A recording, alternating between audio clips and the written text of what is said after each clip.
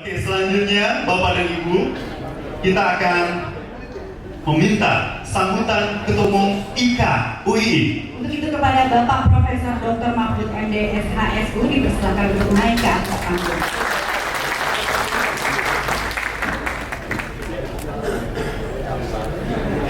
Assalamualaikum warahmatullahi wabarakatuh. Alhamdulillahilladzi arsala rasulahu bil huda wa dinil haqqi liyudhhirahu 'ala dini kullihi wa kafaa billahi shahidan. Asyhadu an la ilaha illallah wa asyhadu anna Muhammadar Rasulullah. Bapak Gubernur DKI, Bapak Profesor Anies Baswedan,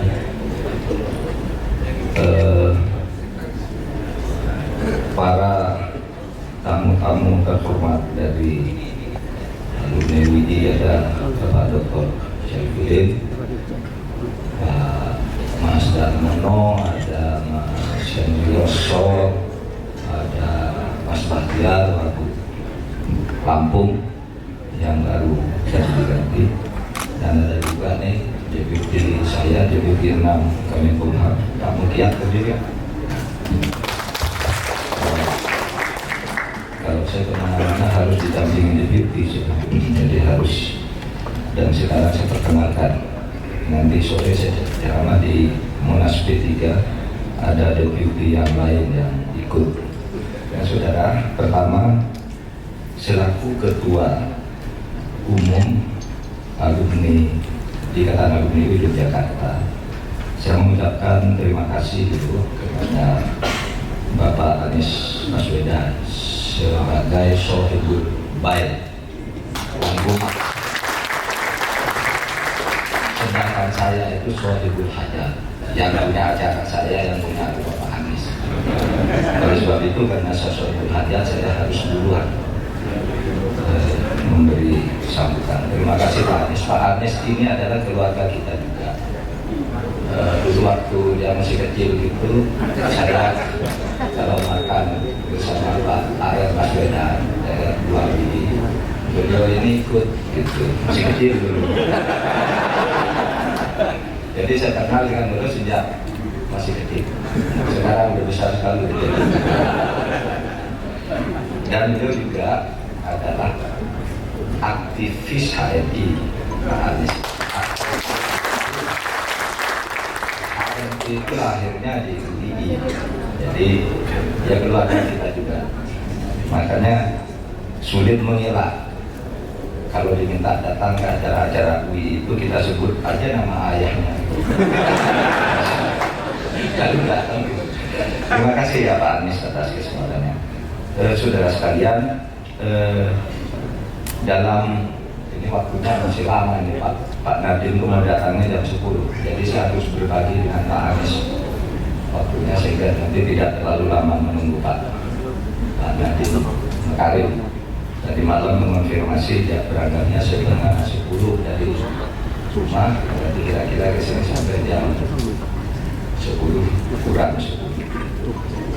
Baik, saudara, saya ingin mengajak kita merefleksikan keberadaan UI yang sama semakin kita ini. Tidak banyak yang tahu bahwa UI ini lebih tua dari Republik Indonesia.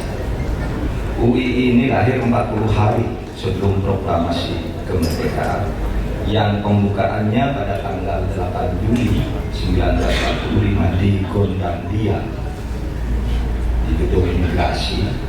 Itu dilakukan oleh Bung Karno sebagai Jusangene. Jusangene itu Ketua Dewan Perwakilan Rakyat Bala Tentara Penjajahan Jepang. Jadi Jepang pun menjajah, lalu kita punya perwakilan rakyat daerah jajahan di Jakarta. Itu ketuanya Bung Karno. Jadi beliau meresmikan saat itu sebagai Ketua Jusangene dan sebagai proklamator untuk negara yang waktu itu akan didirikan, yaitu yang bernama Negara Republik Indonesia. Tidak banyak yang tahu itu, sehingga sering kalau saya sebut Bapak universitas dari universitas kan dikiranya dari UIN, universitas dari IAIN. karena tidak banyak yang kenal.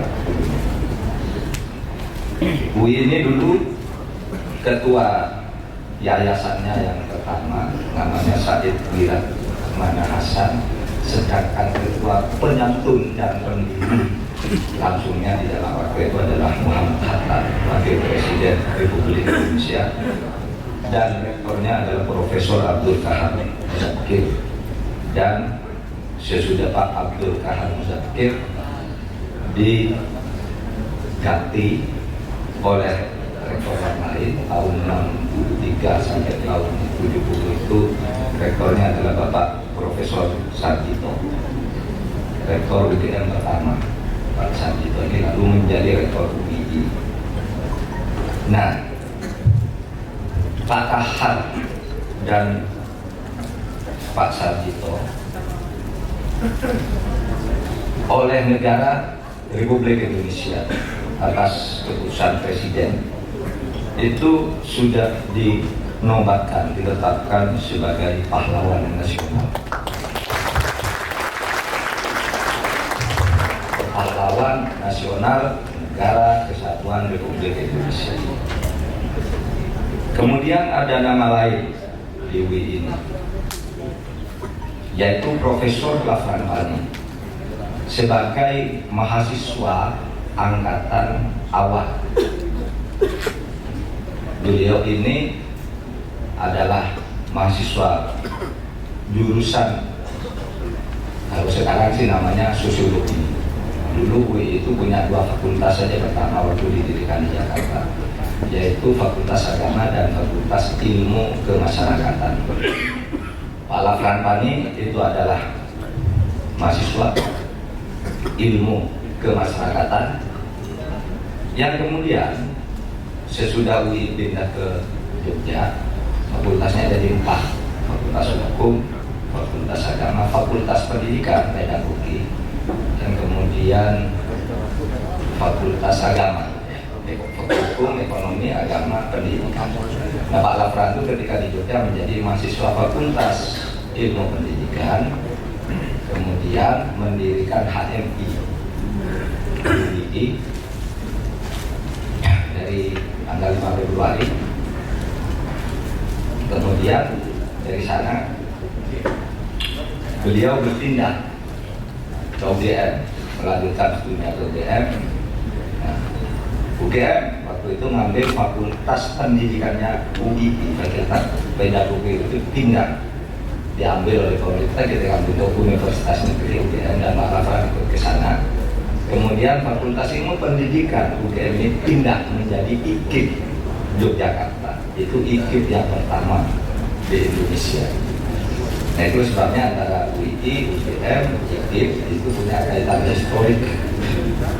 Nah, itulah ketika Pak Lafran mendirikan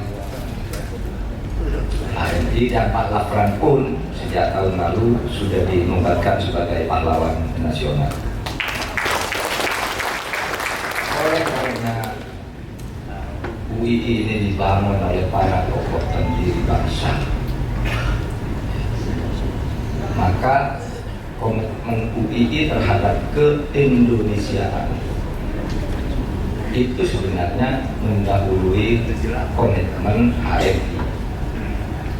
Karena di dalam pidato Bung Karno 8 Juli itu dikatakan bahwa saya sebagai orang Islam ingin agar nanti kalau Indonesia merdeka dipimpin oleh orang-orang Islam yang mempunyai pengetahuan akademis, pengetahuan agama dan kemasyarakatan, yang nantinya juga bisa berkiprah membangun Indonesia. Jadi UI itu adalah lembaga pendidikan kader bangsa dan merupakan universitas nasional tertua di Indonesia. Tertua karena sebelum UI ada UI. UI itu bukan universitas nasional semula, adalah universitas yang didirikan oleh pemerintah Belanda dalam rangka politik etis. Tahu politik etis itu ada suatu politik di mana Belanda karena didesak oleh parlemen di sana, Anda ini menjajah Indonesia lama, masa orangnya tidak dididik, dipersiapkan menjadi menjadi orang yang hebat-hebat, lalu Belanda mendirikanlah UI, dulu namanya Stovia, kemudian mendirikan ITB, mendirikan IPB, mendirikan Fakultas Pertanian di Klaten. Nah, itu lebih tua dari UI, tapi itu politik etis yang kemudian menjadi universitas nasional sesudah Indonesia merdeka. Tapi sebelum itu UII sudah didirikan bahwa kami adalah universitas nasional pertama. Didirikan secara sadar untuk kepentingan bangsa dan menyongsong kemerdekaan. Tetapi tentu perbandingan itu tidak bisa diartikan bahwa lebih nasionalis UII, tidak juga. Itu hanya runtutan sejarahnya. Tidak ada orang yang meragukan nasionalisme yang dibangun oleh UI, UGM, ITB dan sebagainya. Cuma kalau urutan waktunya seperti itu. Pada tahun 47 ketika Indonesia, pemerintah Indonesia akan mendirikan UGM, Universitas Gajah Mada. Sebenarnya embrionya yang diminta pada waktu itu UI lah, bangun bersama Sultan sebuah universitas. Tapi pada waktu itu UI nggak mau. Ya, kami tetap menjadi universitas swasta yang negeri, silakan bangun bagus-bagusnya. Dari itu kemudian kita punya nasional universitas yang besar sampai seperti sekarang, yang salah satu alumninya adalah Pak Anies Baswedan yang bersama kita hari ini. Nah, saudara,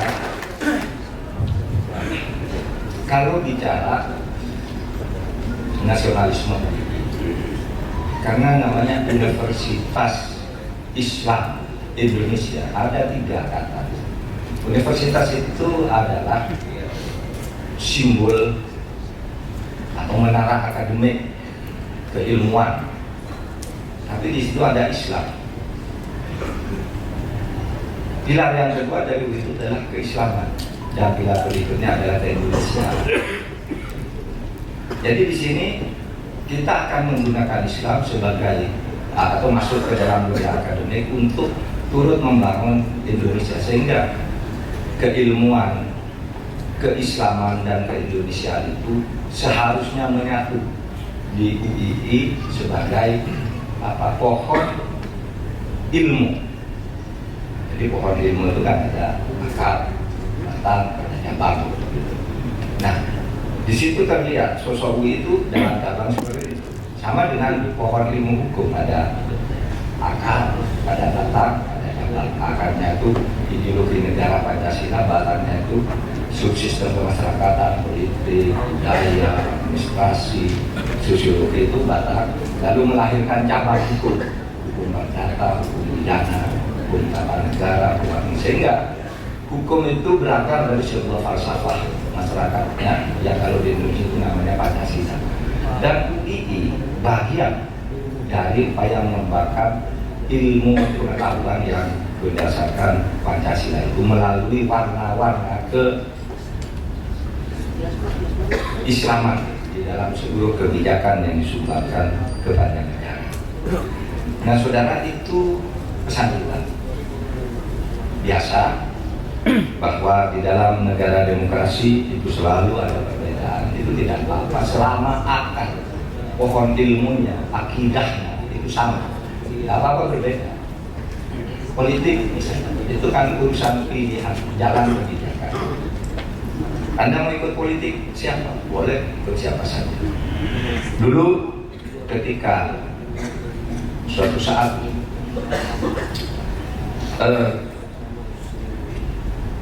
Nabi Yakub itu punya anak namanya Nabi Yusuf.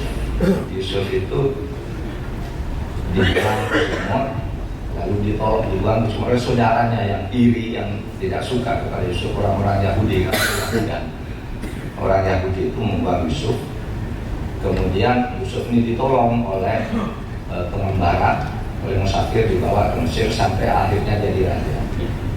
Nah, satu saat ketika Yusuf jadi raja, saudara-saudaranya itu ke Mesir, ke ibu kota negara.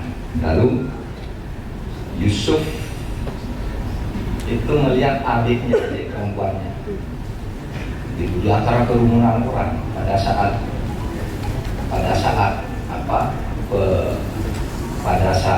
upacara pengobatan Yusuf di Mesir itu, melihat tadi bersama orang-orang kakak-kakaknya yang dulu menyebutkannya ke sungai. Lalu Yusuf berbisik, coba perempuan itu bawa menghadap saya.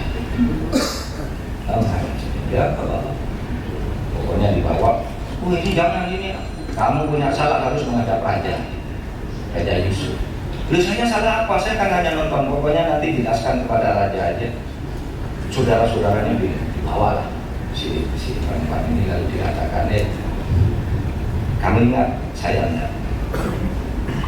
Iya, saya tak tahu, tapi saya punya saudara mirip kamu, namanya Yusuf. Saya Yusuf,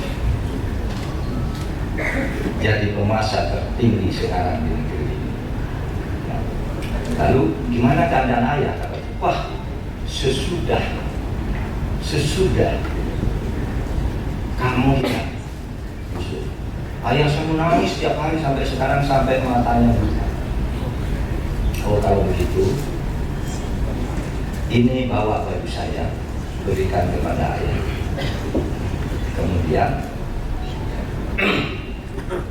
rahasiakan bahwa saya jadi raja, terutama kepada saudara-saudara. Ulanglah itu. Kemudian lalu Yakub itu begitu anaknya masuk bawa baju Yusuf itu, diusap matanya langsung sembuh. Itu kisah sejarah kehidupan Yakub. Lalu singkat cerita, Yakub begini, ini ada seorang raja Mesir yang baru, hebat sekali orang, hebat sekali. Namanya sih mirip dengan nama anak saya, tapi orangnya bagus. Dia tidak tahu kalau anak, yang tahu baru yang perempuan satu ini. Lalu panggil, tolong kamu semua anak-anakku menghadap raja. Bilang saya Yakub ingin menyampaikan aspirasi tentang kehidupan negara ini. Negara ini sekarang banyak fitnah, banyak macam-macam, kemiskinan merajalela. Lalu Yahuda yang menjadi simbolnya, ayah, bagaimana caranya saya menghadap raja? Saya orang kecil, kami orang kecil, baru menghadap sudah diusir. Di sana kan ada pas pampres, mendekat aja sudah diusir. Gimana saya mau masuk ke dalam? Lalu dalam surat Yusuf itu disebutkan begini, menarik. Ya Bunayya, la tadkhulu min babin wahidah wadkhulu min abwabin mutafarriqah.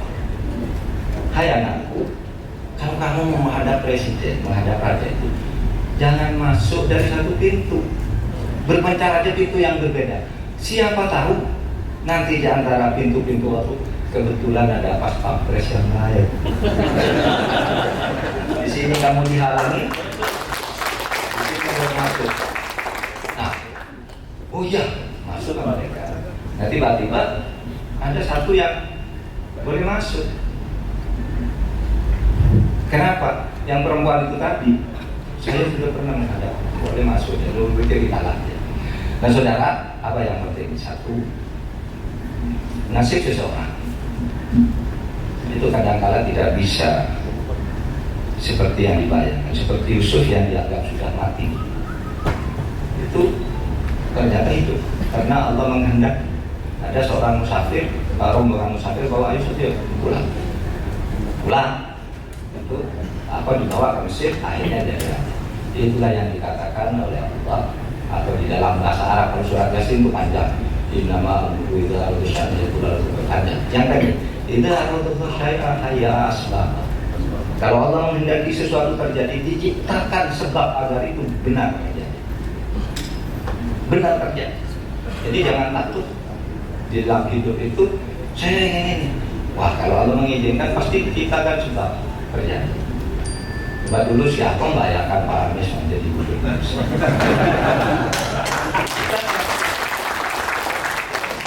Dibikin suasana panas sehingga pilihan yang sebelumnya ke Anies. Waktu Indonesia Ribut siapa yang nyangka saya jadi menteri? Diciptakan oleh Gus Dur jadi presiden. Nah, Gus Dur kan ada nyentrik, pilih Mahfud aja nih. Diciptakan sebab kita arototo saya di atas bawah. Kemudian juga manusia yang berjuang itu manusia yang seperti bola kari. Semakin Anda dibanting semakin tinggi lambungnya. Anda dibanting semakin tinggi lambungnya. Jangan menjadi seperti bola listrik, jatuh gitu aja, pecah dan lengkap. Itu yang saya hayati, itu yang saya lakukan. Ayo banting saya akan naik. Banting.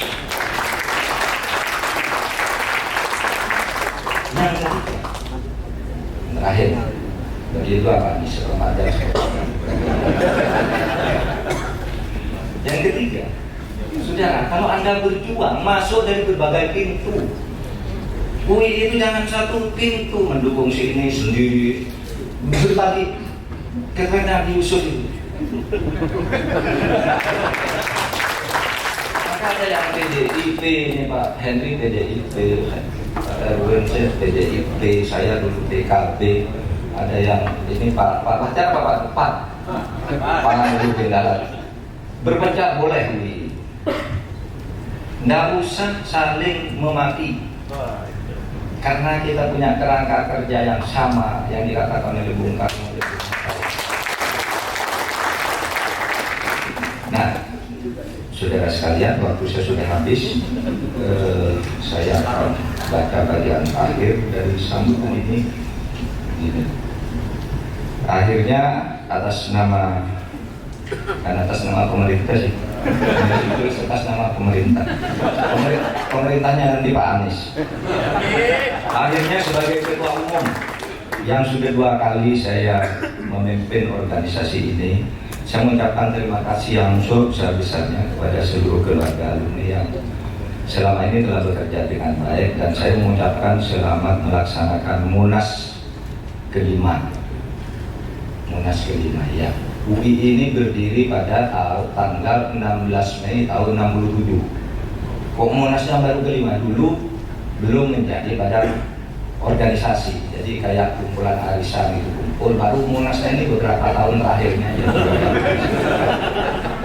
Karena ada Herman dan Mas Henry ini Munas gitu, ini udah besar ya, Munas gitu. Sekarang baru kelima itu berarti kan baru 25 tahun, padahal umurnya sudah lebih dari 60 tahun. Enggak apa-apa. Demikian sambutan saya. Semoga Allah selalu memberikan bimbingan dan petunjuk dan lindungan kepada kita semua dalam setiap pelaksanaan tugas dan pengabdian kepada bangsa dan negara. Semoga apa yang diagendakan dalam Munas kelima ini berjalan lancar dan dapat menetapkan pengurus baru nantinya. Mungkin siang ini bisa sudah diketahui pengurusnya yang akan membawa keluarga besar alumni UI untuk menjadi lebih unggul, lebih giat mengemban misi dan misinya dalam memberikan kontribusi yang positif bagi kegaduhan masyarakat, bangsa, dan negara kesatuan Republik Indonesia. Assalamualaikum warahmatullahi wabarakatuh.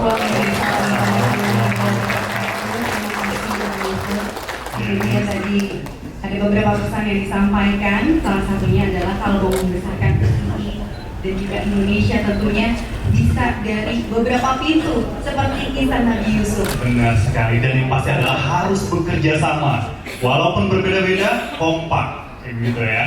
Dan itu berikan. Jadi kalau Pak Mahfud sudah pidato itu selalu banyak hal yang bisa kita petik, selalu menginspirasi apa yang dibicarakan gitu. Baru sebentar saja saya langsung tahu tentang sejarah UI seperti apa, lalu juga tentunya banyak nilai-nilai kebangsaan yang disampaikan oleh Pak Mahfud.